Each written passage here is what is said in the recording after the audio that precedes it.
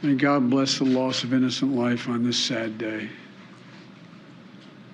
And may the Lord be near the brokenhearted and save those crushed in spirit, because they're going to need a lot of help, a lot of our prayers. God love you.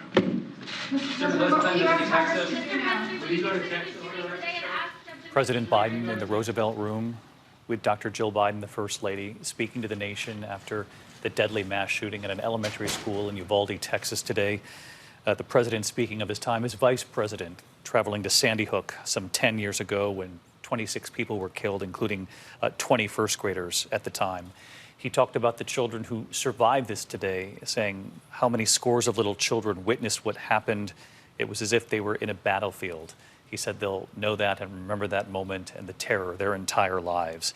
He talked about the crushed spirits, the lives that were lost, their families heartbroken who were left behind. And you saw for a moment he turned behind him to the First Lady, who also tweeted out her own heartbreak at the news here today. And she pushed, the president pushed for action from Congress, saying it's time to act. I want to bring in our chief White House correspondent, Cecilia Vega. Cecilia, he said right at the top he hoped when he became president he would not have to address the nation like this. And in the last week and a half, he's had to talk about Buffalo, California, and now Texas. Addressing the nation 2 times in 1 week over a mass shooting, David, lowering the flags here at the White House and on federal buildings twice in the last few days because of these horrific mass shootings. We are seeing a president who is clearly grieving, a president speaking about the hollowness that comes from losing a child. He, of course, is speaking from personal experience on that front. But this is a president who is frustrated. This is a president who is angry, to use the words of the First Lady, who is also by his side there tonight, a teacher herself, who tweeted this afternoon that she is stunned, heartbroken, and angry. Lord, enough. The president saying that he is sick and tired, that we have to act. He is calling, renewing these calls that we have heard from him, particularly for a ban on assault weapons. David, we have talked about this after these shootings time and time and time again. Gun control remains stalled even 10 years after that horrific tragedy at Sandy Hook. To this day, it remains stalled on Capitol Hill. Congress is not acting on that front. The Democrats do not have the votes even needed to move forward on any kind of assault weapons ban. So we said, again, I will say this, David, we have seen this president in a week's time, just unthinkable, in a week's time addressing this nation in the wake of a mass shooting. And here we are asking this administration and lawmakers in this city, when is enough going to be enough? And they still don't have that answer. And Cecilia, it's always interesting when you see the juxtaposition of a president, in this case now President Biden, as presidents have done so before him. He talked about Sandy Hook, he talked about Parkland and the scores of other schools that have come afterward, where the public polling stands on some sort of action to try to cut down on these mass shootings moving forward, that the public polling is in one place, and yet, as you point out, the votes on Capitol Hill simply aren't there. Yeah, that's exactly right, David. In some ways, as journalists, I think it feels very simple when you point it out that way, that the American public wants to see some kind of action on gun control, and yet this city, lawmakers, this administration, Republicans and Democrats, are completely stalled. I'll give you just a quick example. We heard from Republican Senator Ted Cruz of Texas say today, inevitably, when there's a murder of this kind, you see politicians try to politicize it. You see Democrats and the media, he says, trying to restrict constitutional rights of law-abiding citizens. We're back at square one on the basis of this debate over gun control. Cecilia Vega, live at the White House tonight. Cecilia, thank you for being here with us tonight. Hearing the president address the nation tonight, saying he was hoping he would not have to do this as president. And as Cecilia points out, he's now done it a couple of times in just the last week and a half.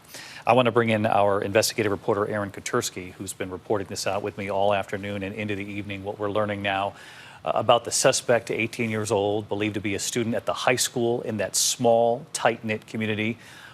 We have the name of the 4th grade teacher now, Eva Morales, but we'd also be remiss if we didn't mention that authorities revealed pretty early on today that they believe the suspect, there's the teacher right there, the 4th grade teacher, that they believe the suspect also killed his grandmother before going to that school.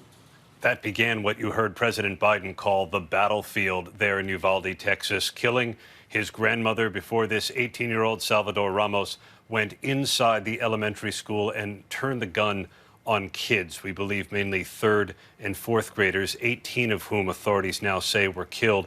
David, this battlefield was both outside the school and inside the school. We're told the suspect was engaged by police officers outside from the Uvalde Independent School District. They were simply outgunned. We're told that he was carrying an AR-15 style rifle that authorities have recovered at the scene. He was able to move inside the school where he opened fire in at least one, if not more, classrooms. And there was an awful lot of gunfire exchanged with law enforcement. David, for some of the responding officers, this was deeply personal. A number of agents from Customs and Border Protection have kids who go to that school. They were there responding to this mass shooting, David. And Aaron, we're just learning from our team that you work very closely with that the shooting took place as soon as the suspect entered the school and that all of the victims at the school died, quote, in the same location inside that school. We know from our team on the scene that many of the parents who were showing up today were asking where they could find information on their loved ones. And in many cases, they pointed out that their loved ones were 10 years old, which gave us an idea of what grade this might have been. Mainly third and fourth graders, David, 9, 10 years old. Just heartbreaking to think of those victims and the anguish, the crushed spirits, as the president called it. All right, we thank David Muir and Aaron Katersky there for bringing us up to date on this terrible shooting in Texas. Hi, everyone. George Stephanopoulos here. Thanks for checking out the ABC News YouTube channel. If you'd like to get more videos, show highlights, and watch live event coverage, click on the right over here to subscribe to our channel. And don't forget to download the ABC News app for breaking news alerts. Thanks for watching.